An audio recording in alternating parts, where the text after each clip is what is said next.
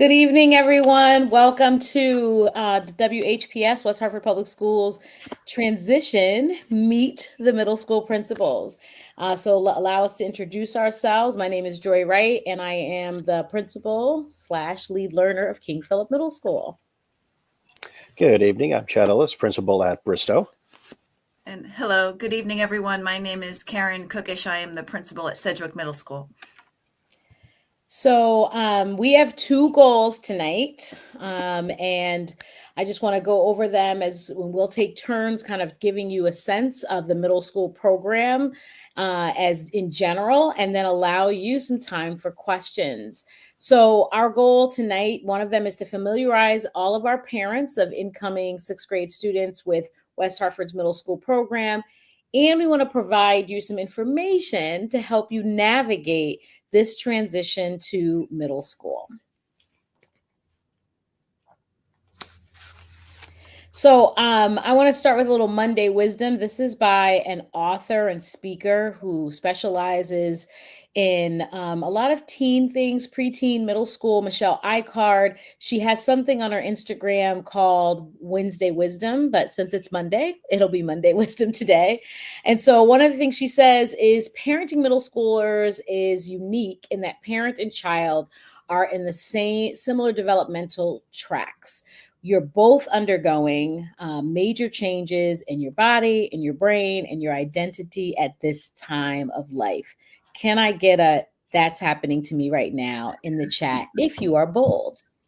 At the same time that we know that's happening, it's important to remember another Monday wisdom that if you can embrace and celebrate the many changes that your tween or teen is going through rather than dread them, increased happiness will follow. And we hope at the end of this, you will have some information, but also be ready and excited for the journey ahead. So things that you have to look forward to. Physical development, several changes happen. One, there's uneven physical development that happens in middle school.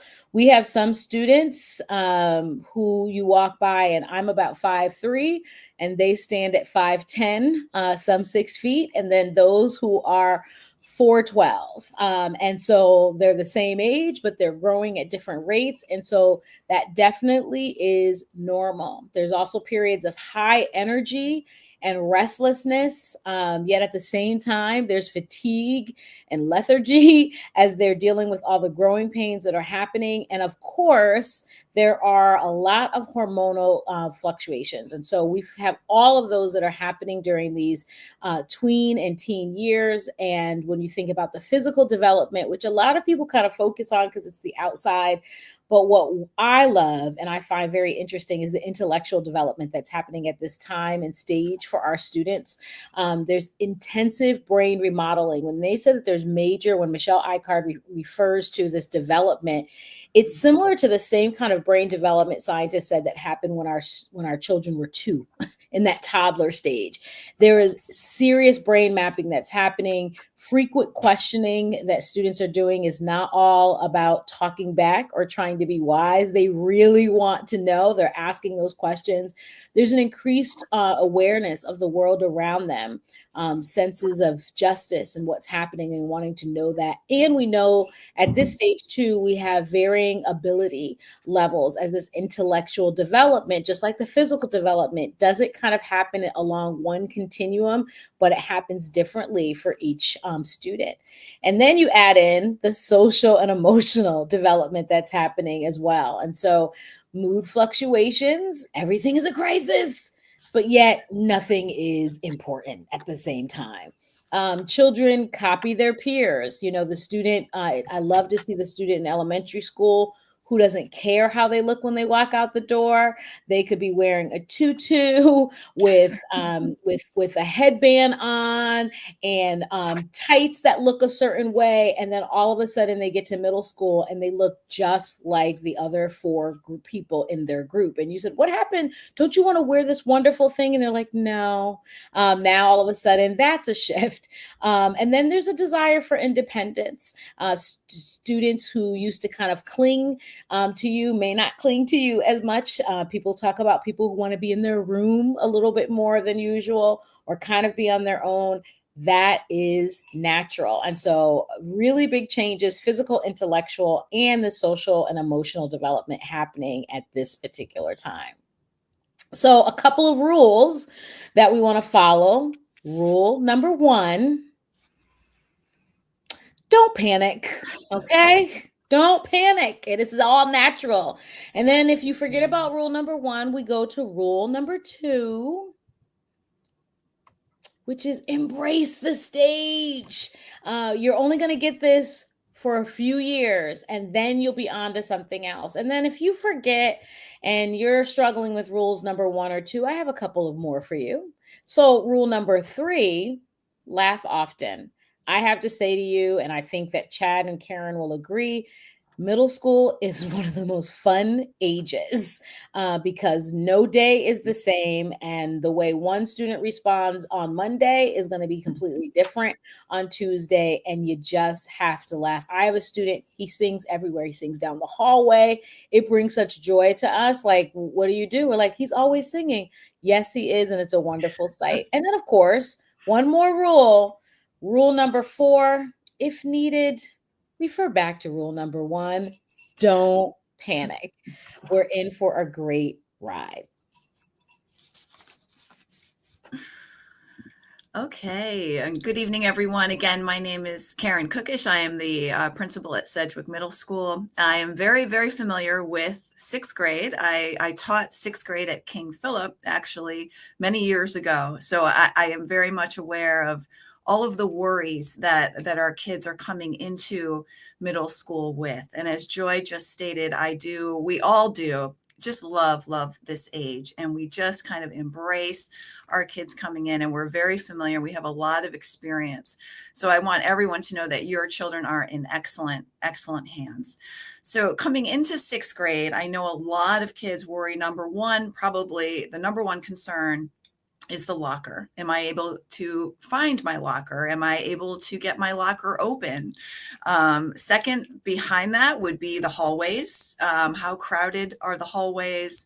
Am I going to get lost in the hallways? Am I going to get kind of pushed or shoved aside in the hallways in this very big school?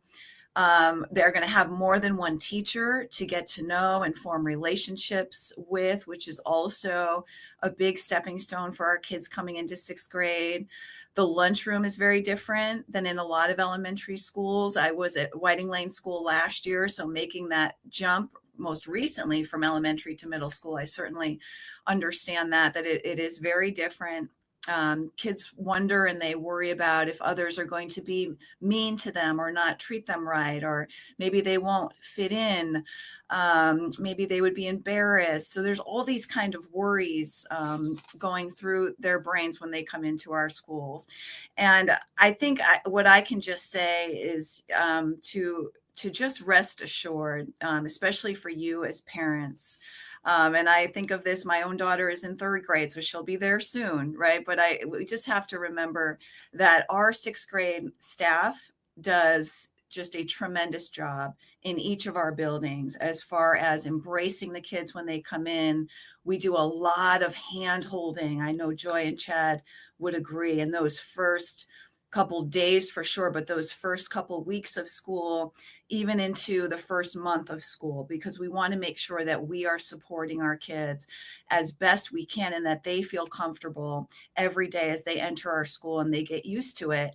And it's to become a real home for them. And we know the elementary school is a real home right now, but we also want our middle schools to be a home for our kids. So we have our counselors, our administrators, our teaching assistants, our teachers, everyone in the building. We have big staff member, large sizes of numbers, and just everyone is there ready to help and to assist and to support. And the second point I'd like to make is that we need to make sure that we really acknowledge that these fears are real for a lot of our kids. I mean, it's very natural and very normal to come into middle school having these types of feelings. So we want to acknowledge that these fears are real, and we want to validate these fears and how our kids are thinking coming into middle school, but also let them know that, you know, we've got this and we're going to work together to get through it.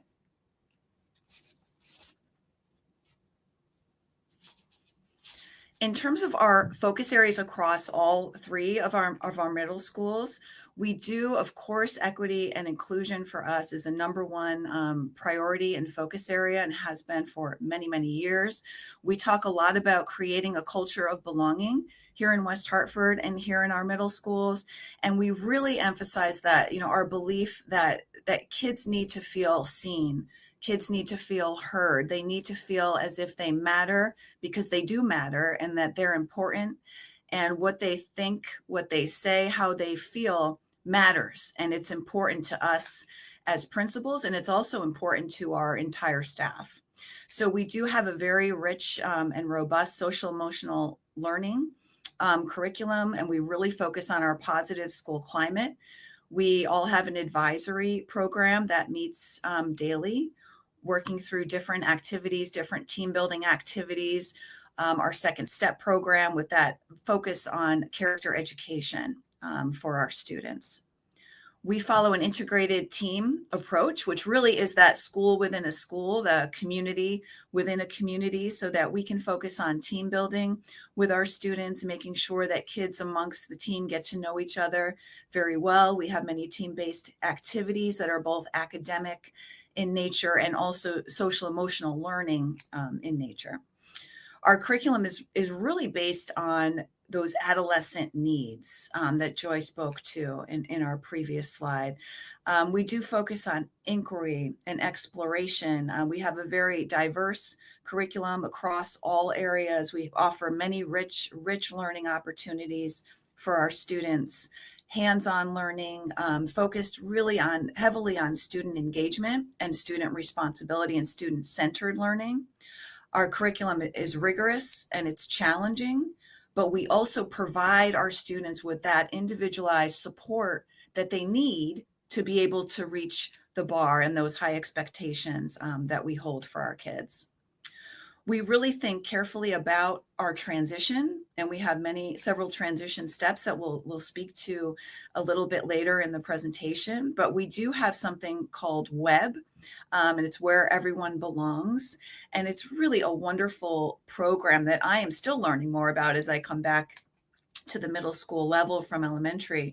But it really focuses on our 8th grade peer leaders and mentors and role models. And we hold activities before school where our WEB leaders will transition in our incoming 6th grade students all together, and they will take a tour of the building, and they will kind of work together and do some team building activities so that the 8th graders can get to know the 6th graders, and also so that the 6th grade students get to know each other and the different kids from all of our feeder schools that will be on their team in the fall.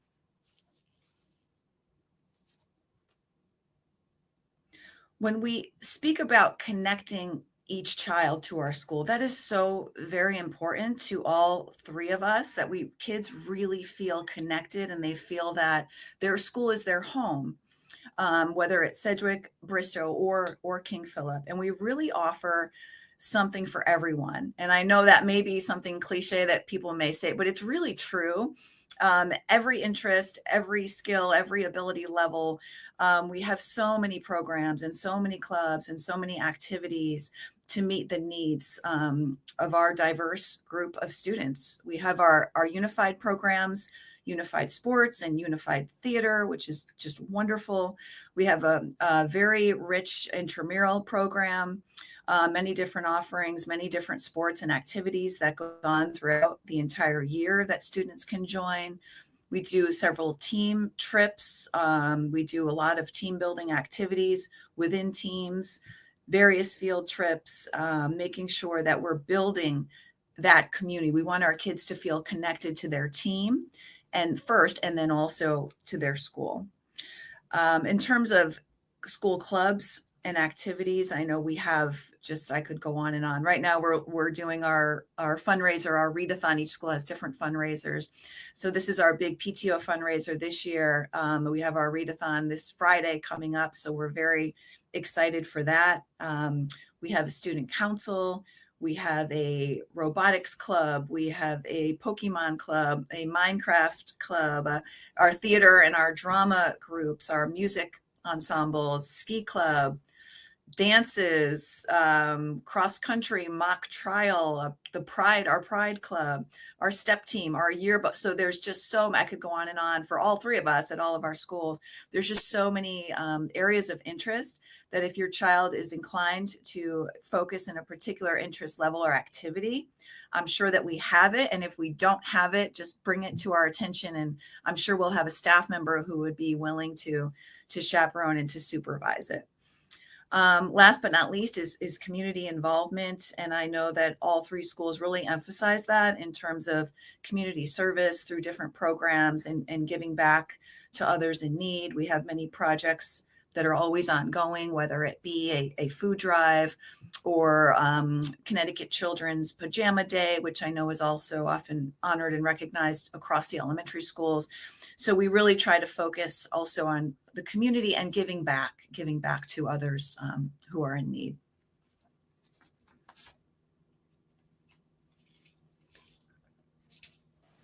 Okay, so this is Chad Ellis again from Bristow.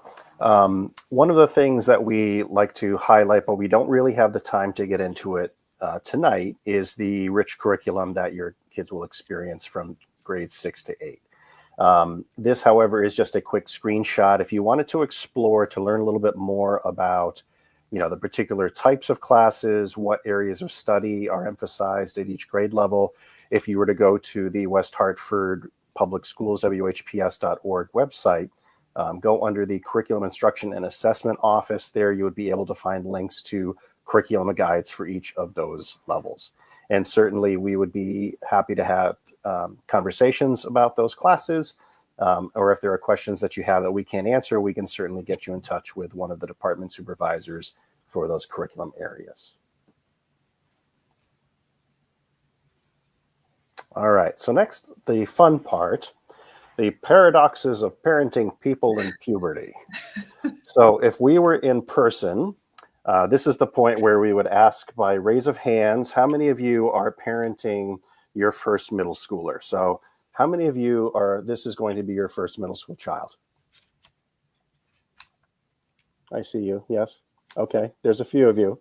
All right, so those of you, I'm going to hope we're about the same age. So those of us that are of a certain age, when we were in middle school, there were cartoons. And one of those cartoons I talked about, knowing is half the battle.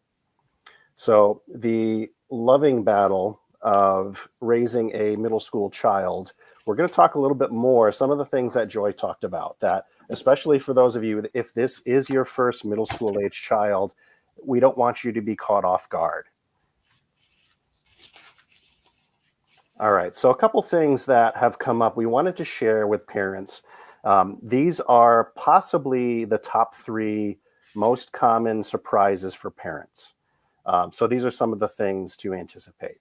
And I can say from experience, having an 8th grader at home right now and a junior in high school right now, we have experienced these things in my very house. So the first is what I call, but this is hard, right? So this is for the young person who they have coasted, they have gotten the equivalent of straight A's without really having to do much hard work. And then suddenly they find themselves in middle school, and usually it's 7th grade, where suddenly they have to really start applying themselves and actually, working to translate to that level of achievement. And then suddenly, the student is used to just being able to breeze through things and is not able to do that anymore and meet with the same level of success. So that is something that, we need to help our kids anticipate, and we try to do over 6th grade. 6th grade certainly is a huge transition between elementary school and middle school. 7th grade certainly is going to be another year of transition, and certainly 8th grade year. That is one of the things that we want to emphasize with our students first, is the relationship between effort and achievement, not innate skill, right? The idea is that hard work is what pays dividends. The second thing is sometimes we have a conversation with parents who are experiencing changes to their child's behavior. And oftentimes it can be attributed just to what's going on developmentally, neurologically with those young people. So this is a case where you have a child who very, very sunny, outgoing disposition, and then suddenly they're very moody. And, there's not necessarily any particular thing that you can trace it to, other than it could very well just be changes due to age and maturity. So that is something that there's not necessarily always something wrong. It could be very, very natural. But even still, if you have questions, we certainly encourage you to reach out to us and our counseling staff to work with you through those times.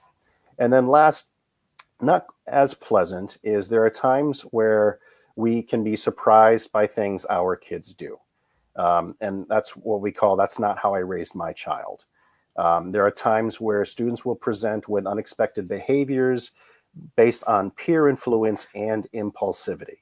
And, no matter who the child is, no one is going to be impervious to this. I would say more often than not, this manifests in the type of conversations kids have, typically when adults are not around. And more often than not, if they do have a device that's capable of app communications, it's the type of communications they have just with their friends when they think no one is looking. And more often than not, no one is looking. And it's usually only when something has gone really wrong that a parent finds, the type of communications that their kids are involved with. So one of the things that we would encourage you from the very beginning, if you do allow your child to have a smartphone, and if you do allow them to have different messaging apps, we strongly, strongly, strongly encourage you to keep a close eye on that so that you are not surprised by those things. Mm-hmm. All right, Dave, we can go on. So one of the things that we talk about is, this, and Joy alluded to this earlier, the idea of this time of life as a bit of an emotional roller coaster. And really, it can be an emotional roller coaster for us as parents as much as it is for the kids, because we don't necessarily know how each day is going to be. And, each day we may be greeted by a slightly different, child than the one we were met with before. But just know that we are here to work together with you. We are partners in this great adventure. And we can guarantee that over 3 years, you will be amazed at how much your young people will grow. It really is one of the great joys of my life, and I know for Joy and Karen as well, to see how these people grow, how they mature, and the people that they leave us as in 8th grade compared to where they came in 6th grade. So a few things to keep in mind. We have some slides. There we go. So even though peers will become more influential in the lives of our kids, parents will always be the greatest influence. We have always been their first teachers. And even if the kids are pretending that they don't want to know what we have to say, they are still secretly listening. And they actually care very much what we have to say, even if it does not appear so on the surface. The second, while we must teach them to look ahead, few decisions now are life-altering. That is one of the beauties of this is a safe time for kids to experience setbacks, for them to, make maybe not the best choice and learn from it now when it's not going to be super life-altering, we hope. This is a great time for kids to build resilience. And resilience is built through meeting adversity or meeting expectations or not meeting our expectations, and then finding ways, strategies to overcome and build and grow through those things. Okay, so young adolescents need opportunities for independence, but they also need boundaries. We talk about the idea of, as kids get older, those boundaries or those fences that we set, they may be a little bit further and further apart. But at the end of the day, they still need us to set those hard and fast boundaries for them. Right? Kids thrive on structure. They want that independence, but at the end of the day, they need to know that we are there for them and we're setting those boundaries to protect them. We do want to set the bar high. But again, going back to that idea of number 2, don't be disappointed when they're unable to reach your expectations. And then, finally, your children will heed you. They're just not on the same timetable. And then, of course, one day they too will say, I sound just like my mother or father. It happens to all of us. Something for you to look forward to as parents. So again, parenting, obviously it is a full-time job. We are here with you. Your kids spend a ton of time with us and we cherish that time. And we realize that they are the most precious thing to you that you are trusting us with day to day. We take that very, very seriously. We realize the weight of that. And that is why when we enter into this partnership with you for the next 3 years, it is something we really, really look forward to. But because we know it's a full-time job for both of us, it's sort of a handoff to us in the morning and a handoff back to you in the afternoon. It is something that we work with each other to help, you help us understand your kids better and we help you understand your kids better. So a lot of it is, taking breaks, making sure you have time to have fun, listen without judging, even when, your young person is sharing things with you that really press your buttons. At the end of the day, it's sort of now the relationship that we build with our kids now is going to have lasting effects on that relationship in the future. And again, at the end, it's just a balancing act, remembering to take time for yourself too as an adult. This could be a time where you could be very overwhelmed. But again, this is just a moment. Parents, take time for yourself as well. Remember to breathe, remember to find balance for yourself. Otherwise, you won't be your best self and you won't be the person that your kids need you to be. So again, where we can help with that, reach out to us and know that we have your kids back and we will work to have your back as well. I love that visual, Chad. I love it. So when we think about what can we as parents do to help our child, to help your child's transition to middle school, which is coming up soon, we want to make sure that we stay involved, right? And we know that our children may not think it's cool for us to kind of come to school, to attend a PTO meeting or for other events. They really do want you there. They really do want you there, but they're not going to always say that or vocalize that out loud in their thoughts. But we do encourage you to stay involved, to stay in contact. Come and chaperone a dance if you can. Come to the school picnic. Come to the principal's coffee. Come into the building, and we do welcome families. We welcome participation from families, and we really, really value and honor that family engagement and that relationship that we have with you that Chad just referred to.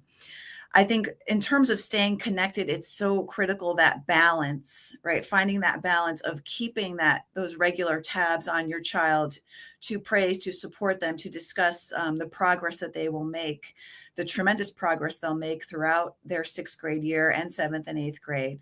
But also having that balance and that fine line of knowing how important it is for them to develop that responsibility and resiliency and ownership over their work and their own progress. And we talk a lot about the power of yet and a growth mindset, as Chad referenced. And we really believe in that kids really believe in themselves, believe that they can do it. And if they can't do it now, it's just that they can't do it yet, but it will come, and the skill will come if they put that effort in and show that perseverance over time.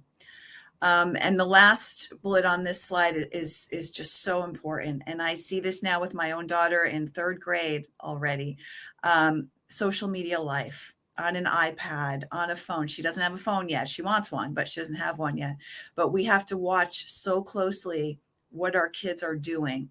So much of, some of the discipline aspects and things, the behavioral things that we work on with kids are mistakes made involving social media, involving something that is online, involving a group chat where, oh, I didn't think anyone could see this, but somebody took a screenshot of it, and here's me calling so and so. So we just want to make sure that we keep track of that with our own kids at home, and that, if you have those parental controls, just personally, I recommend using them if you can. Talking to your children, knowing what websites they go on, knowing what maybe online games they might be playing, and just keeping a careful eye on that and making sure that we are teaching them to be as responsible as we can in their online behavior.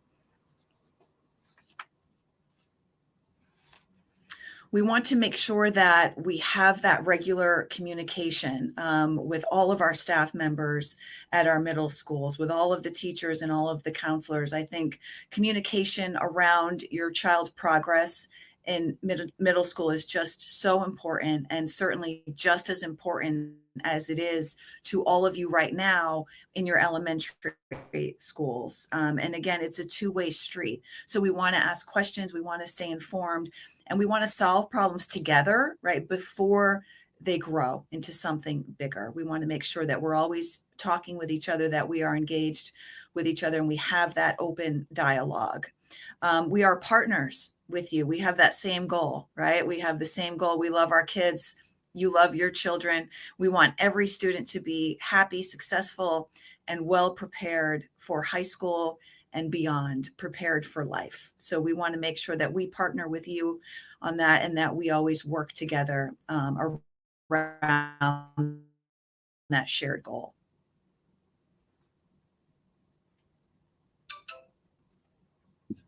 Okay, and so we'll be taking questions soon, but the question is like, what's next?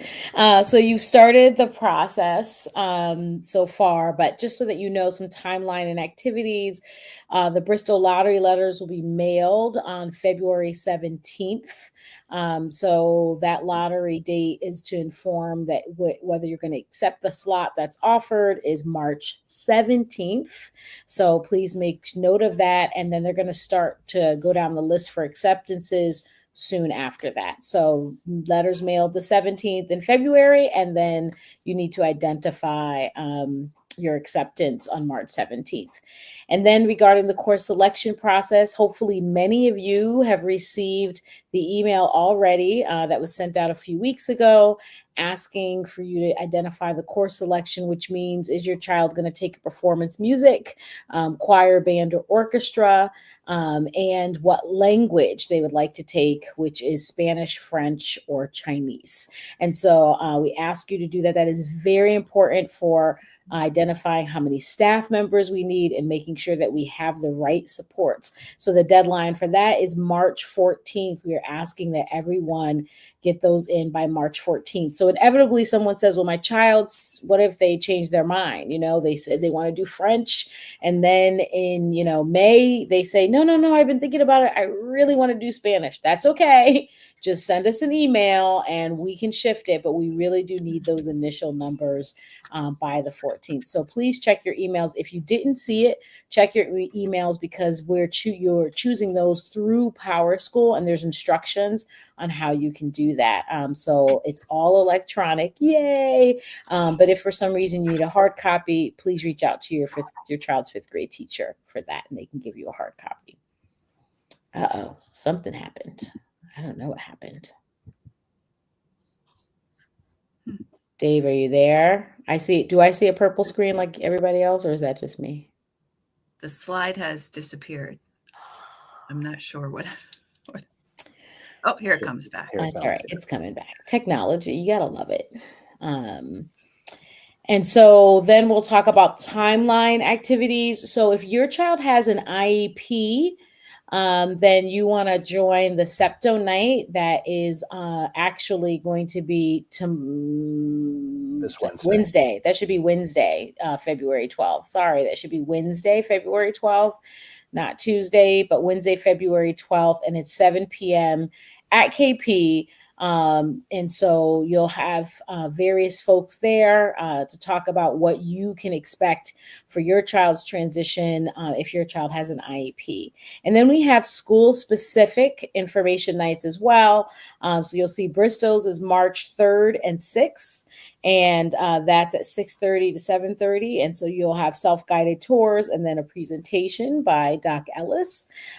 King Philip is our nights for orientation / tours.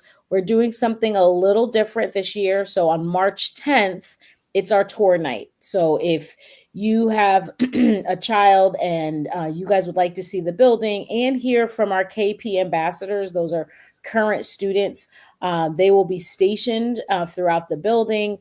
There's no sign up this year, so you come in anywhere from between 5:30 and 7:30. You want to plan for about 20 minutes, 20 minutes to kind of walk the map, 20 to 25, and then you kind of shoot on out of there. So if it's 5:30, if you're not available till 7:10, but we will be done by 7:30. So make sure that you at least come by 7:10. And then on March 17th, we're just going to have the presentation, and that will be from 6:30 to 7:15. We will have the building open at 5:30 for self-guided tours. So if you didn't make it on the 10th, or maybe your child wants to walk through again, they can come in and just kind of walk the building. We'll have maps out in case you can't make it out. You don't have the ambassadors that day, but you can still get a sense of the building. And Sedgwick will have theirs on March 10th. At 6 p.m. and it'll be a family walkthrough, and then there's a big tour held late in August. So you can expect that as well. And so in addition to those days and those nights that we referenced there, I want to just identify and kind of reinforce what Karen and Chad said about how well we try to be prepared to support your child. So our 6th grade counselors meet with grade 5 teachers at all the schools, and that happens between April and May. And then elementary students, so your child would come in March, and then they come again with their classmates. And by that point, if they're going to Bristol, they'll go to Bristol as well, depending. And those happen in May, usually May, maybe early June, but usually May. They'll come here, they'll tour the school while school is in session. School counselors have a wonderful presentation, and then we have KP ambassadors that take them around just to remind them of all the things, but now they're seeing it when school is in session. And then we have a 6th grade meet and greet, which is late summer. And really that's what Karen referenced as our web time. So we all have some level of transition in the summertime right before school starts, just for 6th grade students, so that they can meet other students, so that they can see the building again with their peers. Right. And usually that's the Monday before school starts on that Wednesday. So they'll have another time before Wednesday to get back in the building and kind of find their advisory groups, and just get excited about starting middle school just a couple days from then. And then, like always, we have our open houses in the fall, and those usually fall in September. So lots of exciting things to look forward to. And you'll have even more details specifically on the school specific nights when you attend any of those open houses. All right. Looks like there's some, and I'll just highlight this before we get to questions. So if you want to know more, I'm a reader. That's how I gain information. I like to read. Now there's podcasts, so I love those. So I've just placed some resources in here for you. So if you're a reader, these are 3 books that I highly recommend. Middle School Matters by Phyllis Fagel is by a school counselor. She's actually a practice school counselor, but she's a writer. She's has blogs. She's been on NBC, all those kind of things. Michelle Icard, who I refer to, she has a couple of books, Middle School Makeover. She has one most recent that I hadn't had a chance to read yet, but this one is 14 Talks by Age 14. phenomenal. The best part about it is that it's not like you have to, it's a guidebook, but it's the front matter, the front part of the book that really talks about how you can have meaningful conversations with your tween or teen. When students are kind of showing us their adolescent selves, sometimes, as Chad said, we always want to present our best selves, and that can be difficult when they're dealing with changes, we're dealing with changes and responsibilities. That book is a beautiful framework of how you can actually have a thoughtful conversation in a way where your child will not just only listen, but talk to you, and you both walk away feeling like your best selves. I did it with some parents, and that was the best thing. They're like, it gave me a beautiful framework to have a conversation where I wasn't frustrated and neither was my child. And then I recommend The Emotional Lives of Teenagers. I'm going to be reading that with the group in March.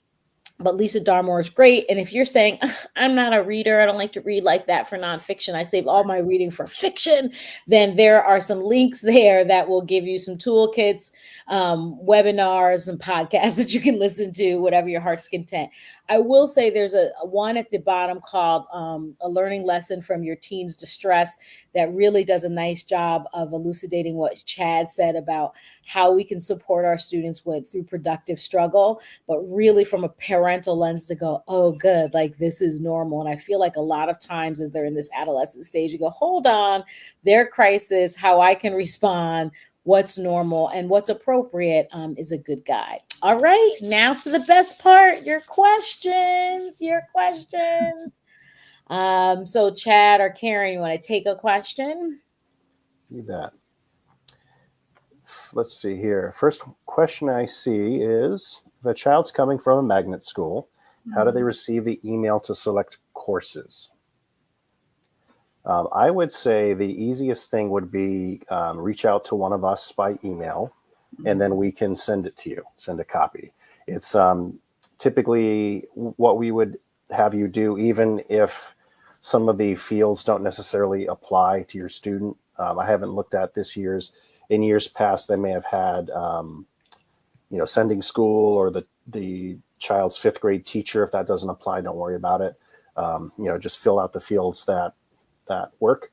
And then what happens at the very end of it, there is always a cleanup that happens across the middle schools, and any of the records that aren't quite what they need to be, we reach out and make phone calls. We just try to minimize the number of those phone calls so that we can get our information as quickly as possible. So another question about selection for honors classes. Anybody want to hit that one? Yeah, I can. So the only honors class at sixth grade is math. So, and that is something that's done through placement testing that they do at the elementary school. And those usually go out, I want to say mid-May, you'll receive a letter similar to the way that we did for Power School that say, here's your child's recommendation or what they've been recommended for.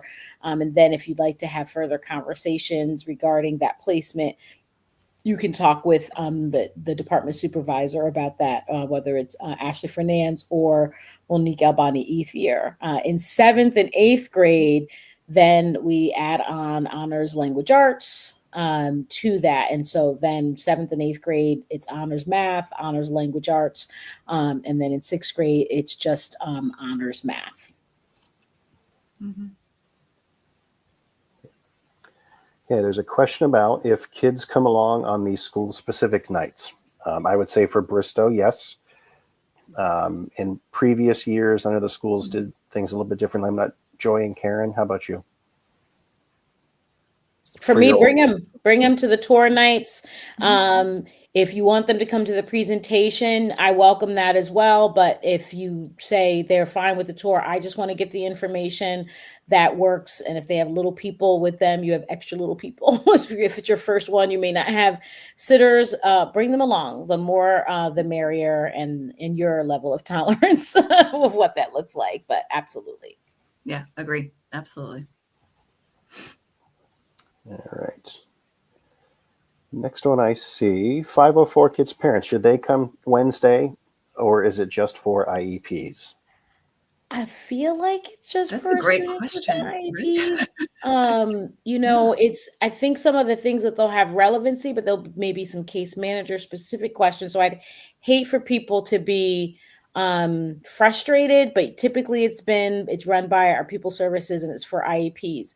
I want to say this and make it very clear that all students with an IEP, and usually there's some level of 504, will have some transition planning. So there'll be a transition 504 or a Yeah. transition PPT for all incoming sixth graders. And so you'll Mhm. have an opportunity to meet with the counselor or meet with one of the sixth grade case managers, along with the assistant principal at the elementary school, to talk about the needs and how we can meet those needs, whether the student has a 504 or an IEP in the middle school. Those typically happen Mhm. sometimes as early as late March and into April. Yeah, and I would just add on to that, I think that's a great question. I think, if you're free Wednesday with a child with a 504, I would consider, coming. I think it'd be very valuable, and when we're talking about accommodations, um, that in many cases are along, the same lines, are very similar. So I would say to join us if you're able to. Okay, another question about for the course selection. Question about if it's a commitment for 3 years of middle school. Definitely for world language. The difference between middle school and say high school, we don't have the schedule that allows the flexibility at the high school level where kids can sort of opt in and out of a language. It is easier for them to, at least I will say this, and if that's different for Cedric or KP, it is a little bit more flexible with music, because the periods that the kids would be taking their instrumental music or their choir, orchestra, band, are typically when they would have a learning lab time, which is we call learning lab. It's like a structured study hall. It's easier for them to do that than to pick up or change languages, Right. because the grade levels, or the levels rather, of the languages are typically grade specific. And if a student, let's say an eighth grade student, has been taking French and suddenly they want to take, the Mandarin class, they couldn't necessarily switch and then they would be in a sixth grade class. They would have to wait till high school. Right. Can I just say something about there was a comment, and I want to thank Christina for posting the Mhm. link to wait until grade Yeah, 8. yeah. Listen, every family has to make their own decision about smartphones and what that looked like. But I want to say a couple things. One, if you decide to wait as a family, you are not alone. And so even though your child will say, everyone has one, everyone does not. And so you have to do ultimately what's right for your family. And so, personally, my children didn't get theirs till eighth grade. And I heard all the things, and there's different ways that they can communicate. Some people use I don't even know if they use an iPod. Sometimes they're an old phone or an iPod. They can still message with that, but they don't have all the time cellular pieces to that. And I'm going to say, this is all what I say as a parent and a caregiver, what can you manage? Right. And so there were times when my children personally thought that they were ready for social media. I do not agree with them. But my thing is I'm not ready. I understand you're ready. I'm not ready because I have to manage that. I have to look at it. I have to make sure to do that. So there are so many great things. I think that site too has, when you're ready, a contract. So also thinking we always love the thing of giving a gift, but that gift is pretty powerful. And so I love the site too, because they have a contract, kinds of get you to think about things that you should go into an agreement with your child, because sometimes it's better to be proactive than reactive when something happens, Mhm. and how you pull that back. It can feel very difficult in the moment. And so even if you are not going to wait until eighth grade, please look at the resources about agreements that you should have, conversations you should have beforehand, so that you can say when something happens, because trust me, something is going to happen.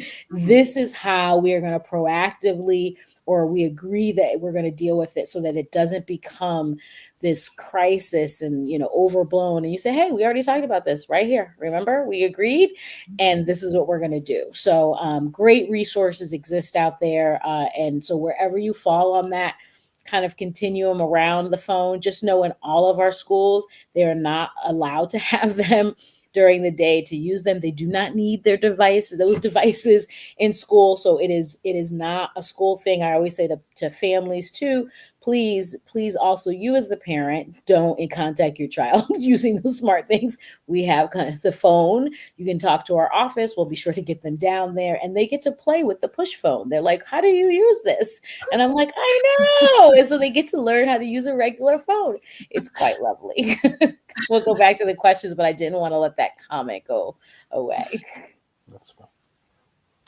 A question about the Bristol Lottery. It does come out via PowerSchool email.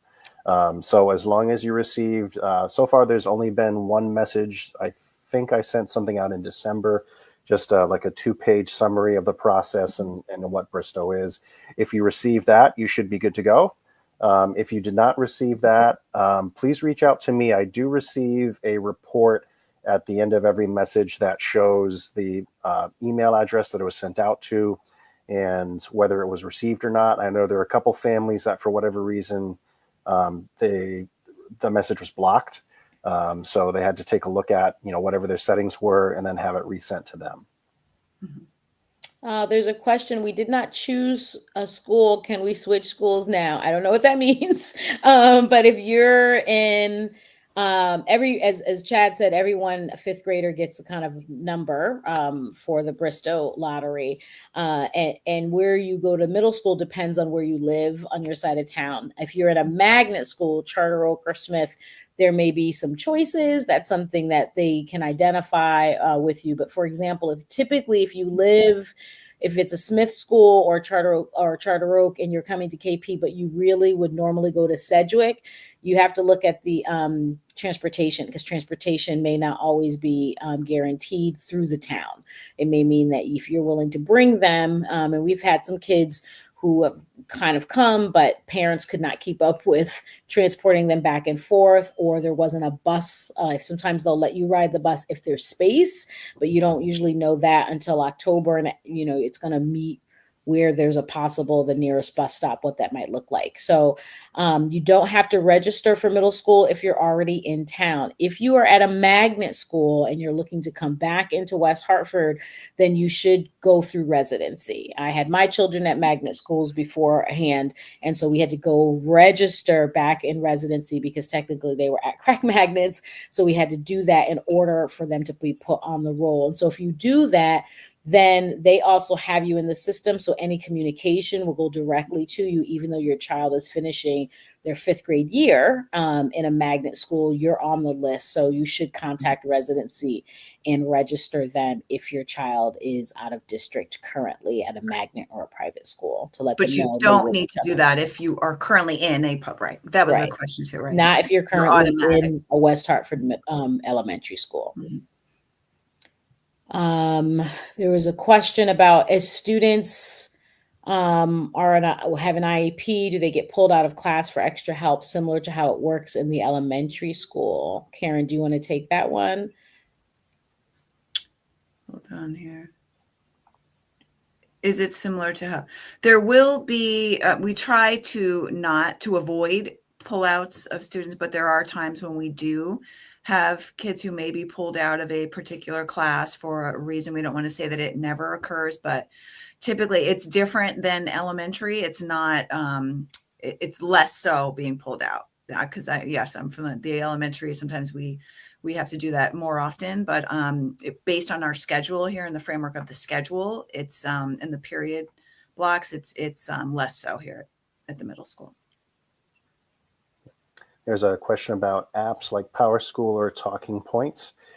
We use both of those. So PowerSchool will become even more important to you starting in 6th grade than it is now in 5th grade. We use PowerSchool for communicating report cards. We do not mail hard copies home unless a family needs it and is not able to print it themselves.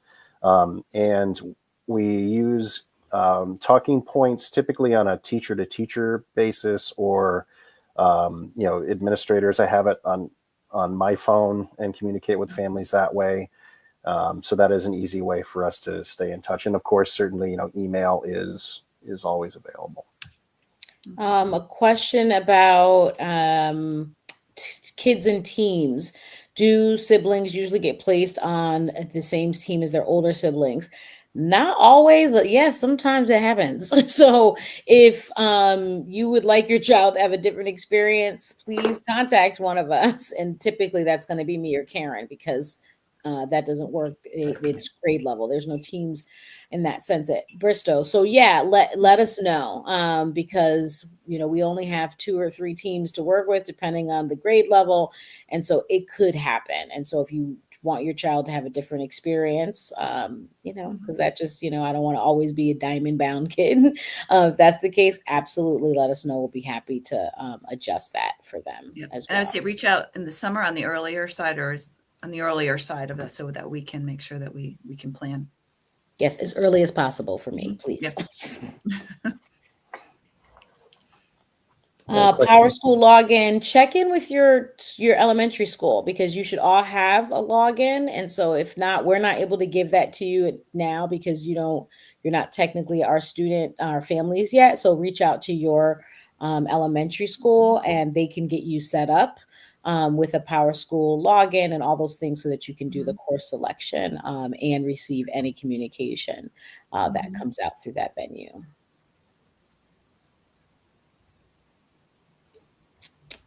Question about categories and or class percentages that make up a student's grade. Oh, not yet.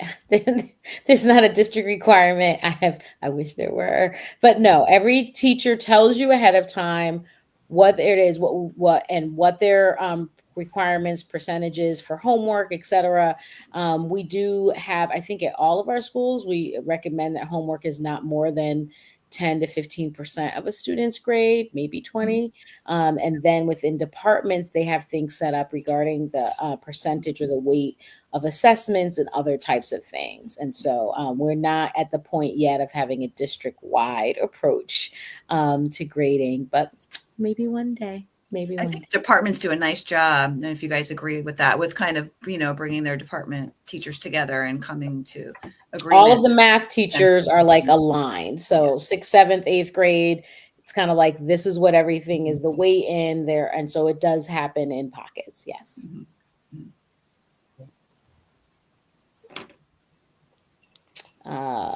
The question about bullying and how the school addresses bullying or social exclusion. What steps are taken if a student is experiencing these issues? And so I don't know. I'll go and then we can kind of chime in. We do have, and so bullying is a very charged word, right? And so I think I want to kind of look at it in a holistic way in the sense that I have at KP 800 and some odd students. And so you're going to have in the community opportunities where students don't always get along. And sometimes people are mean and say mean things. And sometimes that's unintentionally. And so we have a process to work through that to go, you may not have meant it this way, or you may not have thought about the impact. Remember, their brains are still developing. And so their decision-making process isn't the best. And so we handle that in one way. Now, when it's intentional, right? Bullying, intentional to humiliate, demean, right? It's trying to hurt and harm. Then we have a bullying process. The district has a process in an investigation, and we make sure we investigate. We have to determine if it is bullying, and then we create, contact parents. We create a safety plan. This is similar, I'm sure, at the elementary schools because it's a district-wide process.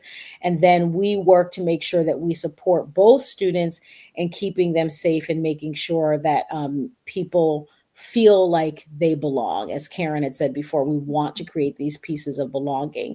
Now, there are times when exclusion happens that's not always intentional, right? And so I want to put that intentional part in a different way. It's addressed when we know about it. We have counselors who are wonderful at helping with restorative conversations with kids, mediation, getting to the heart of the matter. I'll give you an example. Earlier this year, it was 6th grade, actually, parent contacted me and said, we're concerned because there's some meanness happening with some kids, and my child was really upset about it. And I'm not sure if this was intentional or not, but this is how it made my child feel. And so we talked about a process and how to address it. I spoke to the girls, and it was at lunch. I said, "Hey, let's just have a lunch conversation." And we talked about what happened, and they were like, "Oh yeah, that happened." And the girl was there, and she said, "Yes, this is how it made me feel. Oh my God, we didn't intend that, but now we see how when we said that or when we did this, this is what it works."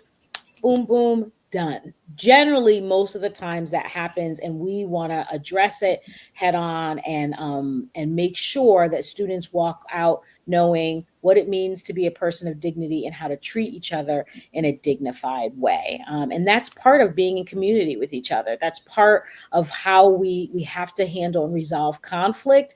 And when we cannot do that on our own, or someone's not being respectful of our boundaries, then we want to make sure students have trusted adults in the building. They clearly have them with you, but in the building, so that we can help them resolve it. And if it means that there are school level responses, some people also might call them consequences, to kind of shift and respond to those, we absolutely follow those guidelines. That is a district wide response. Chad or Karen, anything you might want to add? Yeah, I think that was an excellent answer. Bullying just upsets me. Any type of mean act, it always has, and it's something that I take very seriously. I know the other principals do as well. Our staff takes it very seriously. And we tell our kids we don't want anybody ever feeling any kind of fear or trepidation or nervous or anxiety about coming to school because of what they're going to encounter here, whether it's a peer, whatever the case may be. So we don't hide it. We address it. We're transparent with it. And we tackle it head on. And we use a lot of time. There are consequences involved, but it's a learning opportunity for our kids. I mean, they're young, they're kids. Sometimes they make decisions that are not the best, can be mean to other friends, can exclude, the same thing that sometimes we do have seen, at the elementary level, but it's something that you have to jump on right away here and be all over it, so to speak. And we are 100%. Yeah, I think that segues very nicely into the question about behavior management at the middle schools.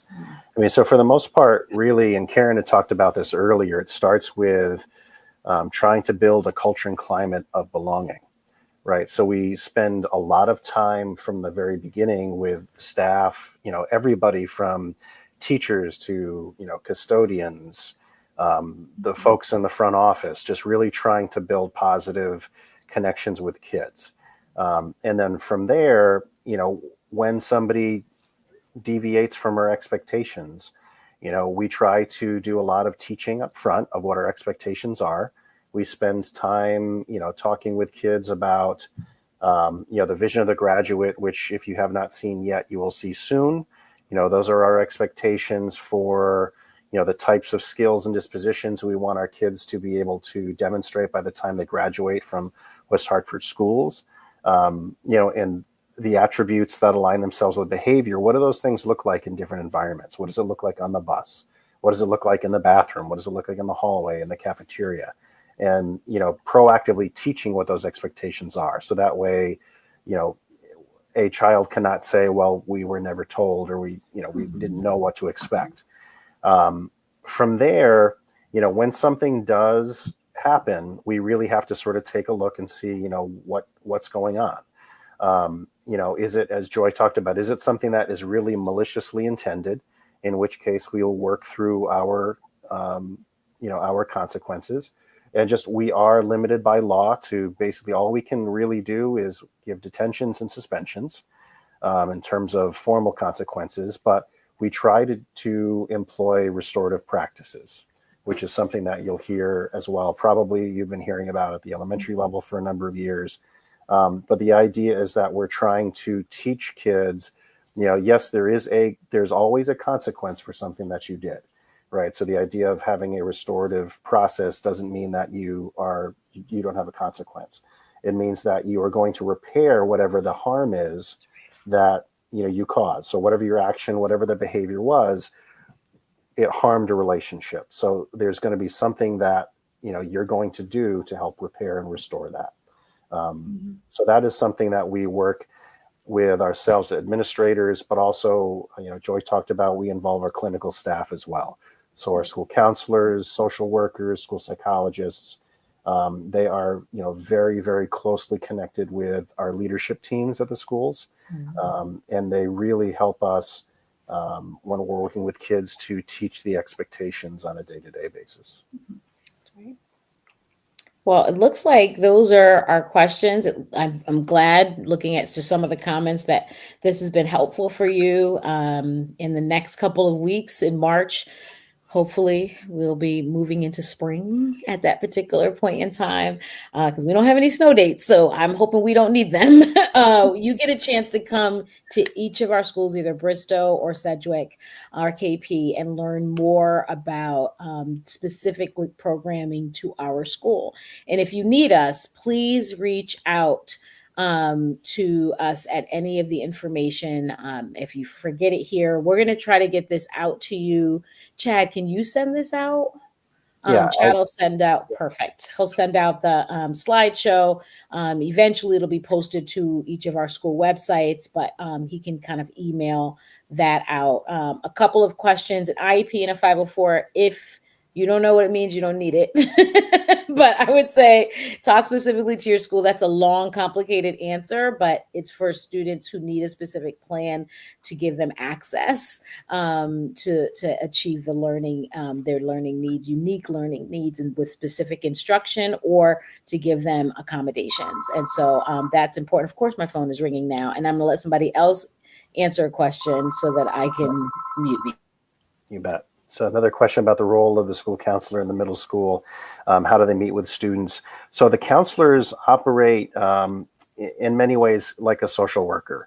So their primary function, they are there for students that have what we say mandated hours. Either they need some type of counseling as part of, a 504 plan or possibly an IEP. If a student does have a formal plan with counseling as a component of it, they would schedule that time during a student's week so that they would meet their hours.